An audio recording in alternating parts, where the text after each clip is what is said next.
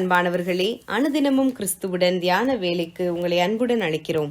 இன்றைய தியானத்திற்கான வேத வாசிப்பு ஆதியாகமம் 43 அதிகாரம் வசனங்கள் 26 முதல் 30 வரை, 44 அதிகாரம் வசனங்கள் 11 முதல் 16 வரை. தியானத்திற்கான தலைப்பு கனப்படுத்துபவர். ஆபத்தில் நானே அவனோடு இருந்து அவனை தப்புவித்து அவனை கனப்படுத்துவேன். சங்கீதம் 91:15. இந்த வசனத்தை வாசிக்கும் போதெல்லாம் ஒரு போதகர் கூறிய சாட்சி என் ஞாபகத்திற்கு வரும். முகாம் ஒன்றில் பலவந்தமாக தடுத்து வைக்கப்பட்ட ஜனக்கூட்டத்துடன் ஒரு தடவை அந்த போதகரும் அகப்பட்டு கொண்டார்.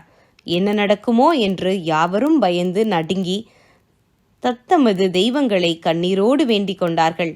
போதகரும் ஜெபித்தார். திடீரென சங்கீதம் 91:15 வசனம் அவருக்கு ஞாபகம் வந்தது.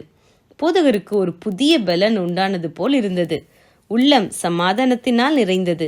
அவரும் திரும்ப திரும்ப இந்த வசனத்தை கூறிக்கொண்டும் துதித்து கொண்டும் இருந்தார். அதிசயம் நிகழ்ந்தது. அருகிலே பயங்கரமான சம்பவங்கள் நடந்து கொண்டிருந்த போதும் மிகவும் ஆச்சரியமாக எவ்வித விசாரணையும் இன்றி போதகர் மிகுந்த மரியாதையுடன் அனுப்பி வைக்கப்பட்டார். இத்தனைக்கும் இவர் போதகர் என்று அங்கிருந்த ஒருவரும் அறிந்திருக்கவில்லை. யோசேப்பிற்கும் பல ஆபத்துகள் வந்தன. ஆனால் அவனோ எந்த சூழ்நிலையிலும் தன் தேவனை மறந்துவிடவே இல்லை.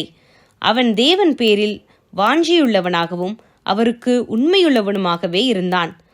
குழியிலும் போத்திபார் அரமனையிலும் சிறைக்கூடத்திலும் அவனோடே கூட தேவன் இருந்தார். யோசேப்பு எகிப்தின் அதிபதியாக உயர்த்தப்பட்ட பின்னரும் தேவன் அவனை விட்டு விலகிவிடவில்லை. எகிப்தியரின் முன்னிலையில் தேவன் அவனை கனப்படுத்தினார். அவனை வெறுத்து ஒதுக்கிவிட்ட சகோதரர்களுக்கு முன்பாக உயர்த்தினார். அவனை அடிமையாக விற்று போட்ட சகோதரர்கள் அவனுக்கு முன்னே தம்மையே அடிமைகள் என்று ஒப்புக்கொண்டு அடிபணியும் அளவிற்கு தேவன் யோசேப்பை கனப்படுத்தினார். தேவ பிள்ளையே, உன் குடும்பத்தில் நீ அற்பமாக எண்ணப்படுகிறாயா? ஆபத்தில் அகப்பட்டிருக்கிறாயா?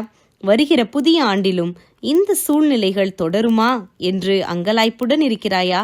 பயப்படாதே. உன் தேவனை நோக்கி நீ நம்பிக்கையுடனே கூப்பிடு. அவர் உனக்கு சமீபமாக இருப்பார், உன்னை தப்புவிப்பார்.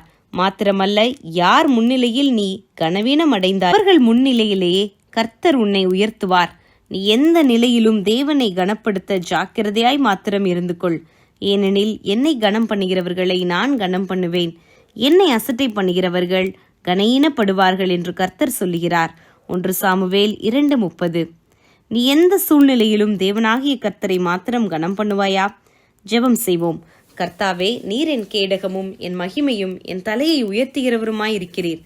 எந்த சூழ்நிலையிலும் உம்மை மாத்திரமே நாங்கள் கனப்படுத்த எங்களுக்கு உதவி செய்யும். ஆமேன்.